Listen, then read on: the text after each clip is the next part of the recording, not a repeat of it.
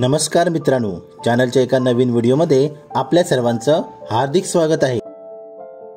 तर आज अयोध्या राम मंदिरामध्ये प्राणप्रतिष्ठा सोहळा संपन्न होणार आहे।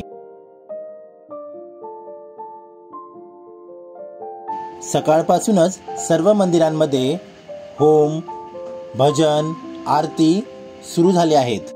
आपणा सर्वांसाठी हा क्षण खूप महत्त्वाचा आहे। मग ह्या क्षणाचं औचित्य साधून आम्ही गेलो मंदिरामध्ये प्रभू श्रीरामाचं दर्शन घ्यायला। खरंच मन प्रसन्न झालं आपल्या प्रभू श्रीरामाचं दर्शन घेऊन।